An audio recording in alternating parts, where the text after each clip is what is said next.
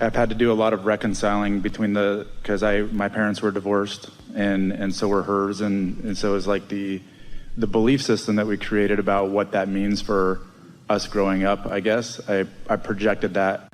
This is a room full of people, and we meet rooms full of people all around the world that are recovering from those old beliefs.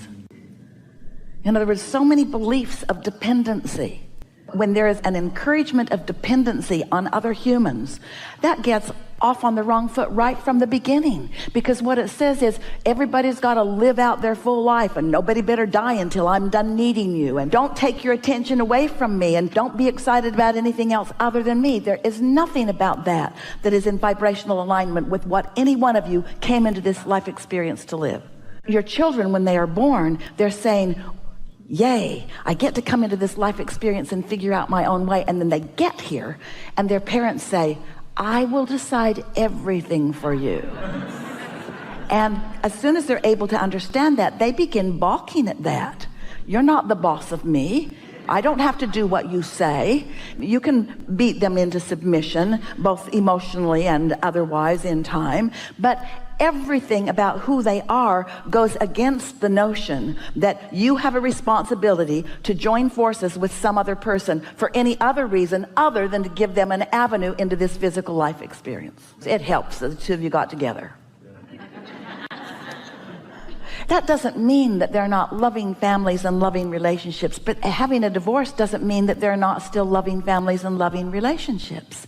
And the thing that will be most detrimental to your children is if you decide that you have to defend your impulse or your desire by pushing against something else, by explaining, I had to do this because of this, this, and this. You said, for a lot of reasons. Well, let those reasons evaporate as quickly as you can. In other words, think in terms of what you're moving to, not what you're moving from. And most of all, try to see those involved through the eyes of Source. Let's chew on this just a little more. There's something sort of humanly satisfying to feel really needed. To feel needed in a relationship, to feel needed as a mentor or as a parent, but it fosters a dependency that in time will be the basis of true friction. Because when you feel needed and it feels good to be needed, and so you attract someone who likes to need, then what happens is pretty soon nobody feels free in that, and everybody's blaming each other for it. And so your most natural instincts are those of independence. Independence from needing other humans and having a relationship with the whole of who you really are, you see. And so it is such a wonderful thing to watch your children, and you will watch them. There will be a time, and not so far from now, that you will acknowledge this was good for them in these ways, in this way, and this way, and this way, and this way, and this way. We're just going to throw some questions out to all of you and see how you're doing with this, because we can feel confusion in the room. We get why. So which feels better to you from the core of who you are? People who are dependent on you, or people who have found their own autonomy and connection? Which feels better? It's clear to you, isn't it? Which feels better? To be wanted and needed. Let's see if we can pose this in a way that will really break some things loose within you. Which feels better?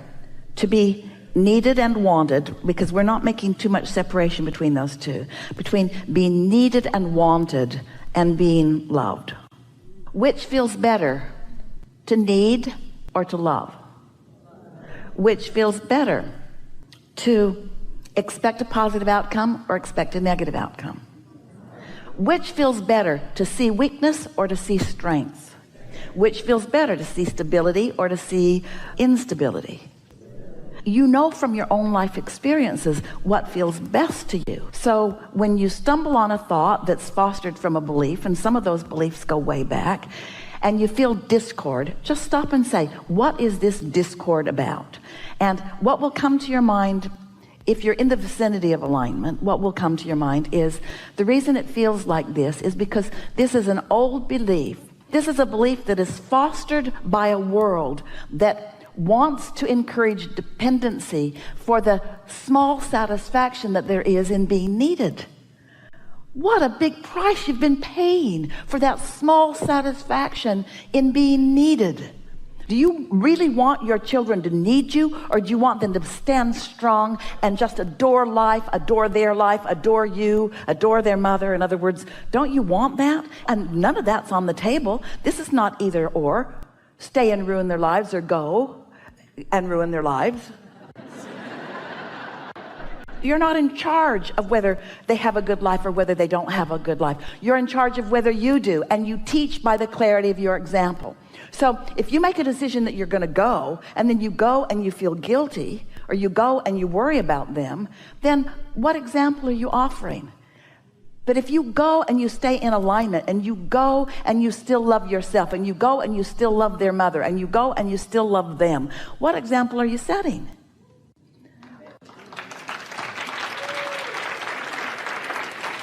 There are a lot of people that use love to control. There are a lot of people that use relationships to control. And they don't really mean to do it that way. It's just sort of, they don't know what else to do.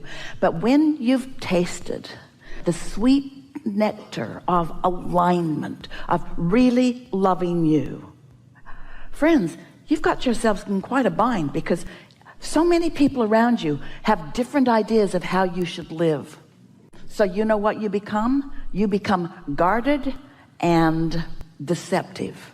You pretend that you are different than you are, so that you don't upset anybody's apple cart, and so that it doesn't come back on you.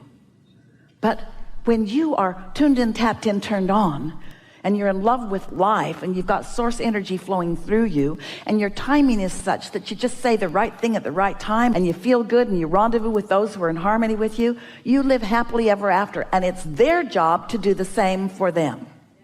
You cannot get sick enough to help sick people get well, and you cannot get poor enough to help poor people become prosperous, and you cannot become confused enough to help confused people find clarity.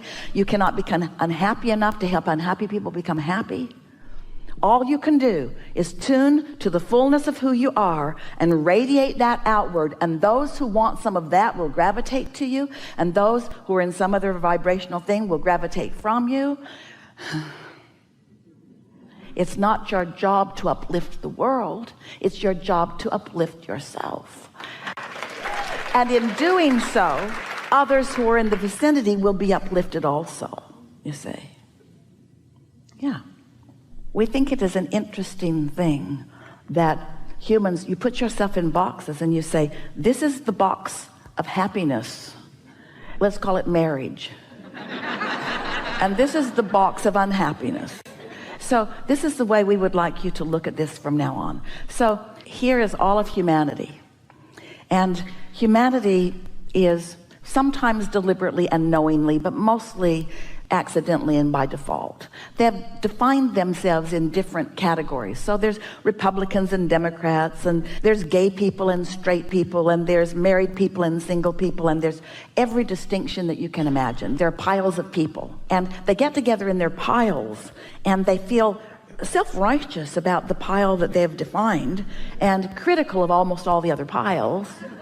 And then you bang around with each other and say, isn't life interesting? And we say, we only see two piles. Those under the influence of source right now in this minute, and those under the influence of something else right this minute. And every pile has some of each in it.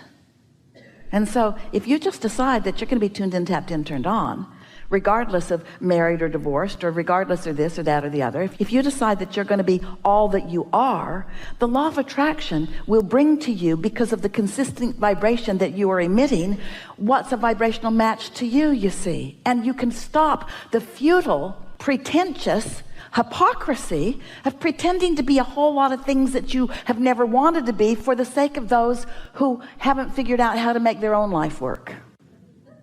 Yeah. And by that we pretty much mean all other people. All other people. It's their job to be happy, and it's not your job to perform in a way that makes them happy. And freedom comes from only that understanding.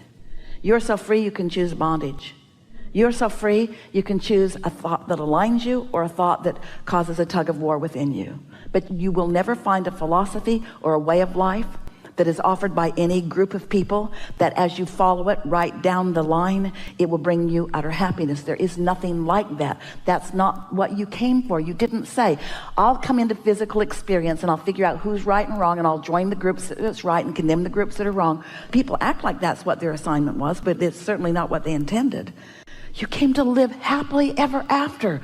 You intended to let life show you what you want for now. And you intended to line up with that and find the fullness of that and let those thoughts turn to things while you define more and more and more. You're in a constant state of becoming.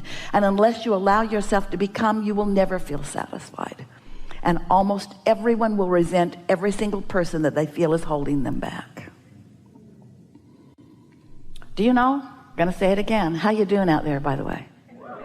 Satisfaction comes from only one place. Satisfaction comes from having an intention and moving in the direction of it. And so you could not get together in a focus group and talk about what you should or shouldn't do and then take the consensus and decide that that's what you're going to do. That would not bring you satisfaction. It would bring you deprivation, and it would bring you eventual resentment. Yeah. And I feel that too, because, you know, I made that decision out of a space of complete alignment, and then got out of alignment when I started listening to the focus group. Yeah.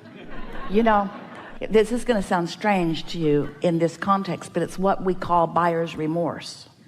So buyer's remorse is this. You're all frisky and tuned in. You're having a wonderful day. You see something you want and you move in the direction of it and you say yes to it.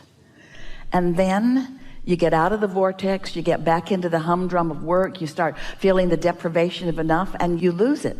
And buyer's remorse is you were in alignment, and that's why it seemed like a good idea, and now you're not in alignment, and that's why it sounds like not a good idea. And it's hard because the peanut gallery wants to define what's right or wrong for you to want, and they don't get to do that. Which brings you around to the most significant thing that someone who's decided to live happily ever after will have to come to know. And that is, you have to give up on caring whether other people get you or not. Because other people are so diverse that they can't all get you. And then how do you decide which ones you want to get you? And then you have to analyze them to see if they're worth you letting them get you. And then you run around from group to group trying to decide if you've given yourself over to a group that's asking. It's an impossible situation. Or you can be who you are and line up with who you are and radiate your clarity and love and appreciation of life to anyone who gets near you. And those who aren't ready for that, they'll bounce the other way. They will.